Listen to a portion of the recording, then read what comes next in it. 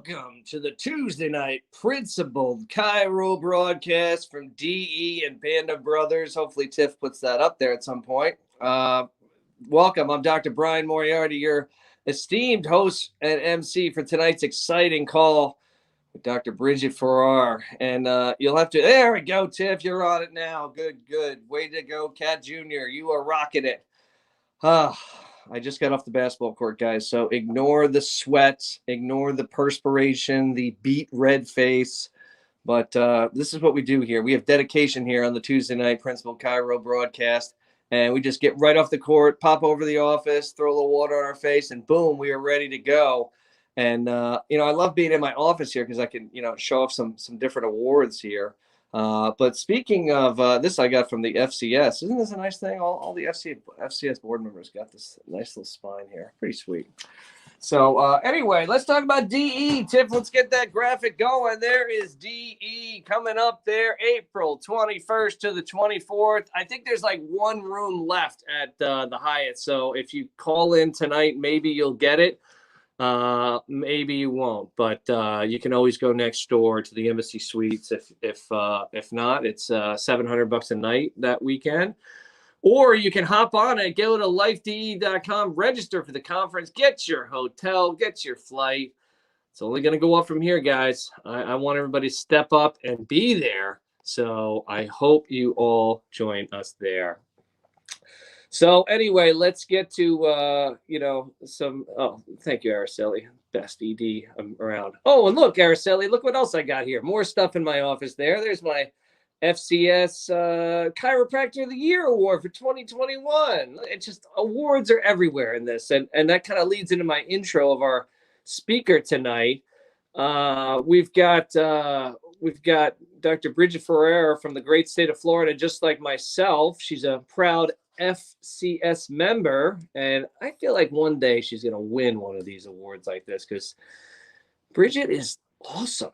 And she's like the cool club that, like, if you know about her, like, she's like ridiculously awesome. And if you don't, you're going to be like impressed tonight. Bridget went to Palmer, Florida, like myself, and we're going to keep touring around here. I'm not supposed to move. It cuts out. But I got this award here at graduation, the Philosophy Award, the Virgil Strang Award. And 10 years later, Bridget got it too. So a lot of coincidences with our speaker here. But Bridget is an incredible speaker. She's spoken at Saturday Night Live for us, and she's spoken she was spoke at AMP, to one of their featured speakers on philosophy a couple weekends ago as well. And longtime DE attendee. She's got an amazing family. Her husband Vin's awesome. And I think if you haven't heard her before, listen up, because she is going to rock your world. Just a ball of passion and fire for chiropractic. From Jacksonville Beach, Florida, a 2016 graduate of Palmer, Florida. Give it up for Dr. Bridget Farrar. Thanks, Bridget. Take it away.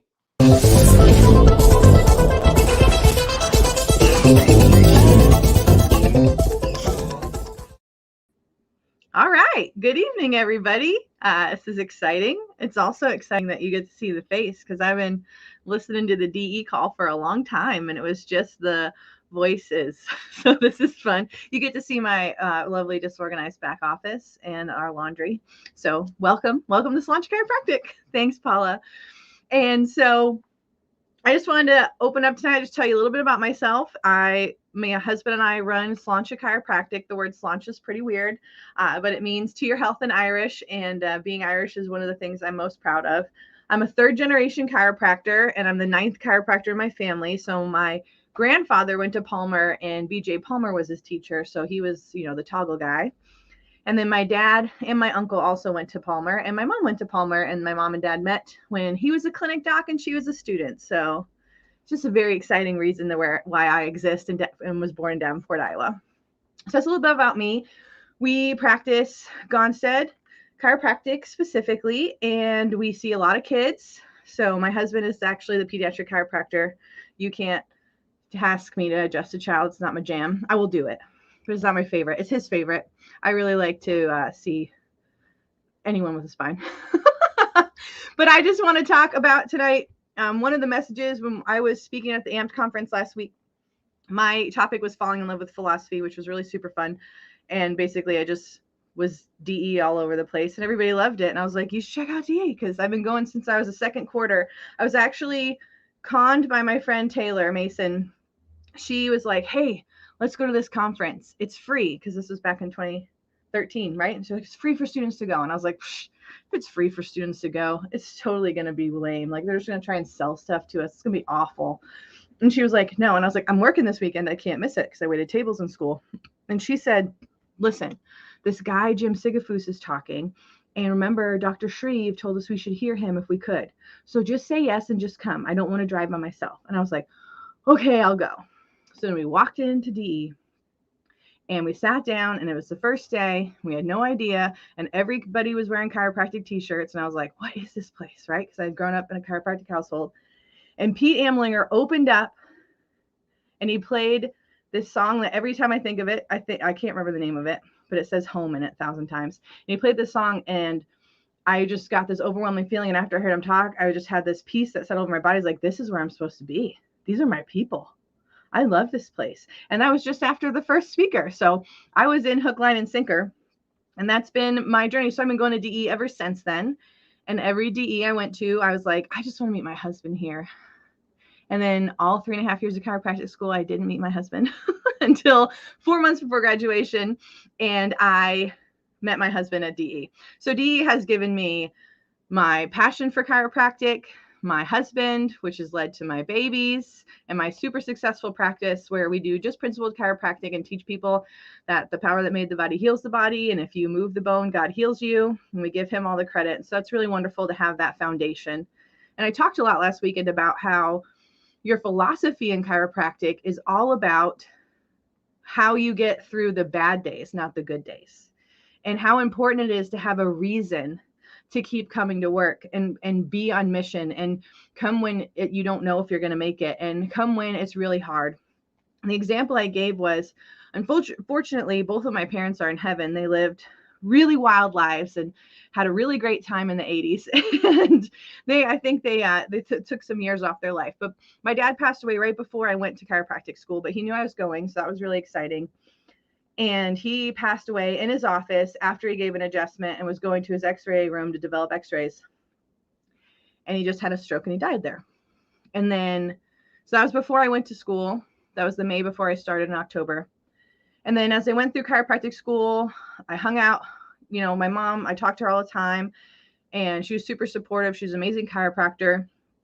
And when I opened, she flew in for my ribbon cutting, and it was super awesome. And then I opened in March of 2017. My husband and I got married in October of 2017. We got pregnant immediately because chiropractic works.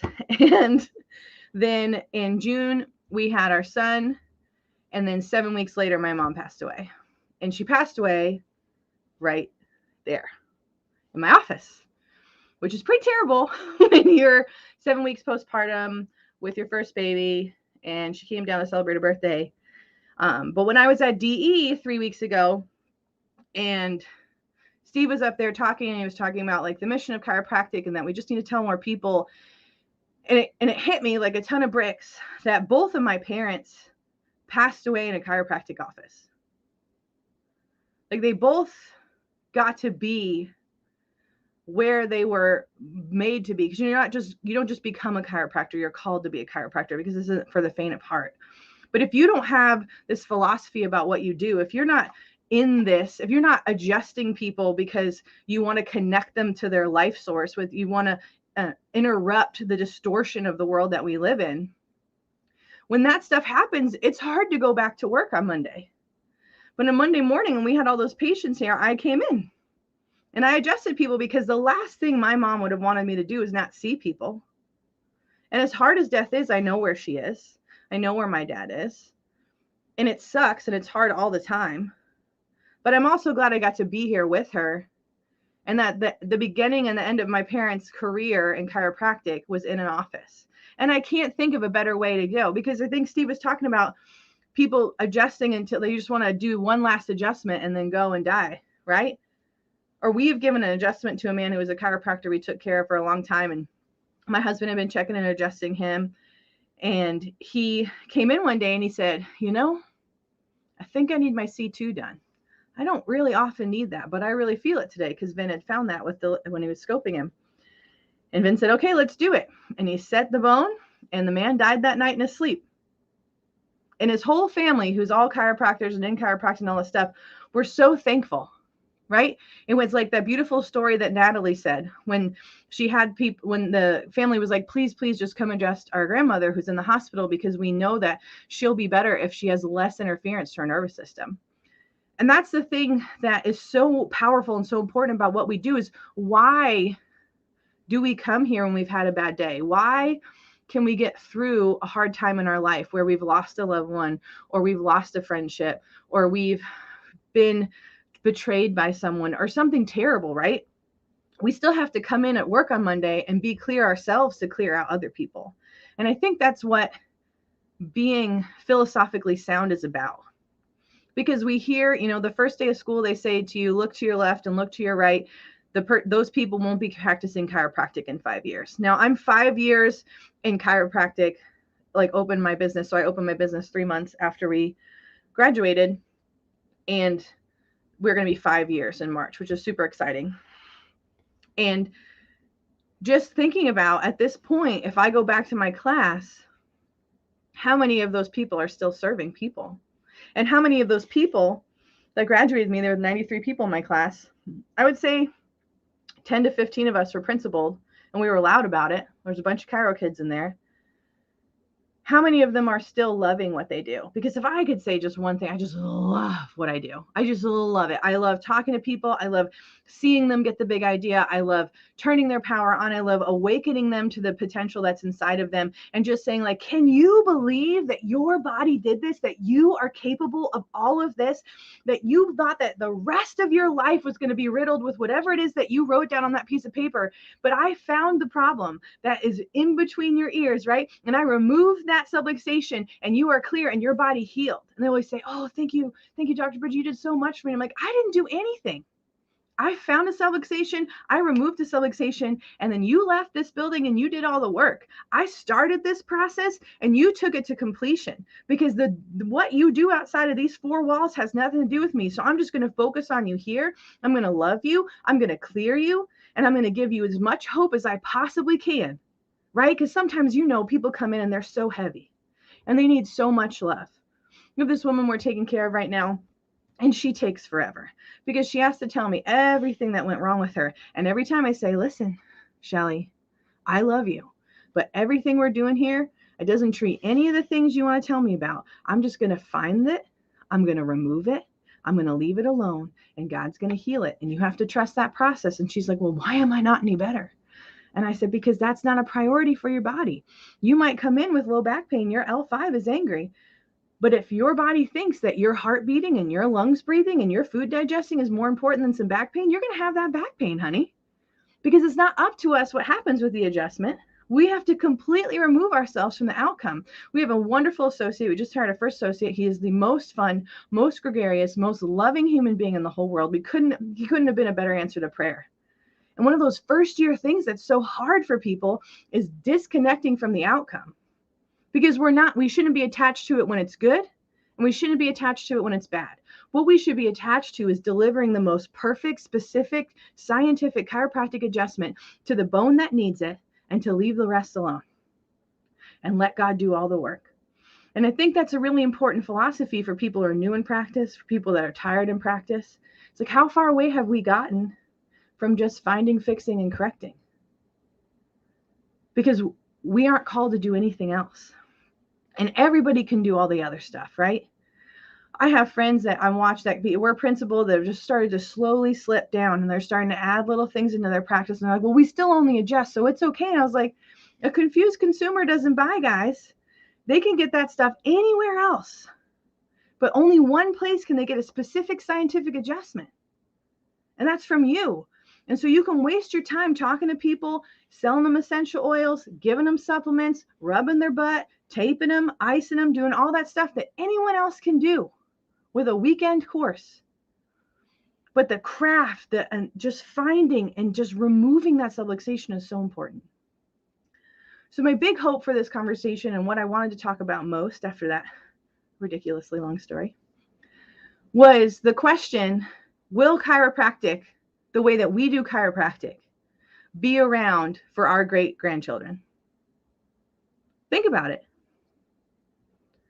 Are we doing all that we can as individual practitioners to step into the gap of these people who are polluting our profession, who are diluting the principle, who are deleting what we do, and filling these kids with fear and with metapractor and all of this stuff in the schools?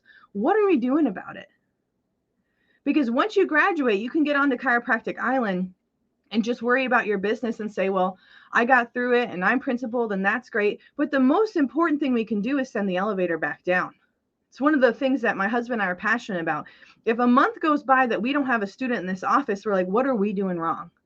And we want to attract those students. We want them to be drawn to us. We want them to be encouraged to say, like, hey, I want to spend some time with them, because maybe they don't want to practice like us. Maybe they want to do a different technique. Maybe they don't want to see as many people we do, or maybe they want to see more people than we do. None of that matters when it comes down to, hey, can I help you get the stamina to see people, to educate them about the philosophy, to push against the others that are telling you you can't do it this way? Because in my school, Palmer College Chiropractic, they teach you that you will only see 8 people in your first month, that you will be negative for at least 3 years, that if you open your own practice, that if you don't add modalities and you don't take insurance, that you're not going to be successful.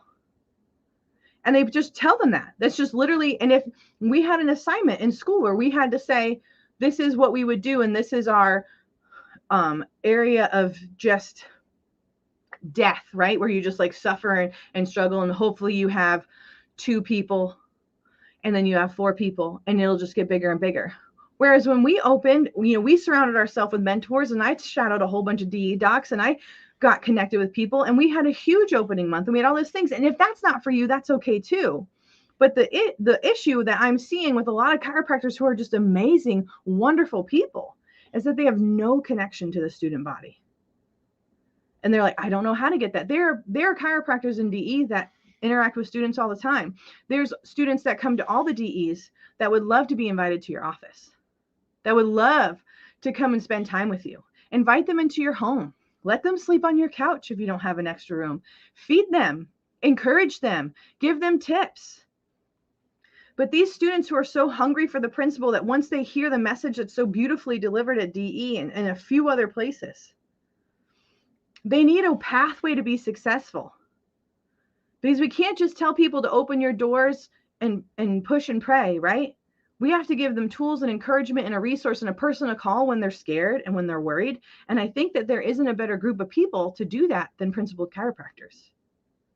And if we can really focus on how to get that there, and if this is you and you've been wondering, like, what is my next step? Like, I'm pretty satisfied in practice, we're growing really well, but I feel like there's something I'm missing. Maybe this message is just for you, and that you need to super focus on how to get connected with a student, one student, get somebody in your office so that you can inspire them, so that you can show them the miracle that is chiropractic, because it's so far removed from chiropractic school that they don't even know the potential that they're about to do. They won't see babies being born that they were told they never could. They won't see kids walk for the first time.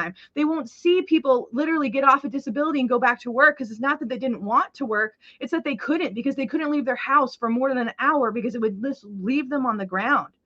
It's for the people who come into you in wheelchairs and say, I know I'll never walk again, but can you help me go to the bathroom? Because the most degrading thing in the world is that I can't go to the bathroom anymore. I have to have a catheter. I have to have these things. This is what's so important about what we do, because if we remind the students what they're working for, when they're preparing for boards, when they're preparing for their midterms, when they're dealing with these failed chiropractors who are their teachers in school, who are just teaching at school to pay off their student loans that they never could because they don't know how to see people, because they tried to mix and tape and rub and do all of this stuff to get rid of a subluxation that is only removed by hands. It's absolutely ridiculous. And if we don't step into this space, then who's going to teach our kids? Because right now we're churning out in chiropractic far more unprincipled students that have no idea what a subluxation is than we ever are principled students. And while that 1% of principled students that graduate are going to see millions more people than those who are not, who are going to see whoever insurance sends them for 12 visits, and then lets them go and waits for the other one and maximizes the cost for each person instead of thinking, how can I see a family? How can I get all 5 of these kids under care? What can I do? What are my state laws? What are the limitations? These kids, so many of these kids want to see kids in their practice. These chiropractic kids, they want to see kids, but they don't know because they have one pediatric class towards the end of their school. And then there's one mod at Palmer that sees kids. And if you don't get into that mod in the lottery, then you're not going to see any kids because everybody goes to that mod because that's how marketing works. We had a woman walking off the street. She's been sent to 4 other chiropractors. She said, when I looked you guys up, it looks like that's what you do. Looks like you see kids. And Steve talked about so eloquently at DE, he was like, are you creating content that's attracting these people? Because who's the ideal chiropractic client, right? Anyway, it's a woman between 25 and 45 who owns her own house and has 2.4 kids. They make between this salary and this salary, right? And you could do that demographically. And honestly, if you look at your practice, it's most likely a lot of people fit into that. But the single mom with 3 kids doesn't fit into that. Do you have a pathway for them to find you? Do you have a pathway for them to pay? And can you teach a student that wants to work in your state how legally you can do that in your state? Whether you have a membership program or you have care plan discounts or you do pay per visit or you do a box on a wall. Do you know that plan? Could you teach that to a kid? And what if every year, one kid that you helped mentor became a principal chiropractor and started seeing thousands in their practice? What is the impact you as a chiropractor who only has your building to make impact, only has the capacity for the hundreds or thousands a week that you see? If you could train up another child in the way that they could go and they could see hundreds of thousands of people in their lifetime, what would that do? That would inspire more people in their practice to become chiropractors. And then they would go to chiropractic schools that we support with our money that we make as chiropractors that we know are going to teach them the principle of chiropractic, which is why as a Palmer graduate, I proudly support Sherman. These are the things that you can do. And if you don't want to have a kid in your practice, then support the kids. Pay for them to come to DE. Go to your local college and be the chiropractor that's visiting an undergrad and change all the PT kids' minds to go to chiropractic school. You know they're going to get in. They just take you if you can sign a check and have oxygen in your lungs. And get those kids to come into this world and understand what it is that we do, because that's the best thing we can do to equip. So that's my message. That's my hope. It'll be my message for the rest of my life. Be a great chiropractor. See lots of people, whatever amount that is. Lots to you can be 100. Lots to you can be 1,000. But with that time, find a student, love them, mentor them, encourage them, connect with them, be accountable to them, and love them through so that our great-grandkids have somebody like us to take care of them. Because we aren't going to be pulling oxygen here forever. But our legacy can live on if we love these students. That's what I got.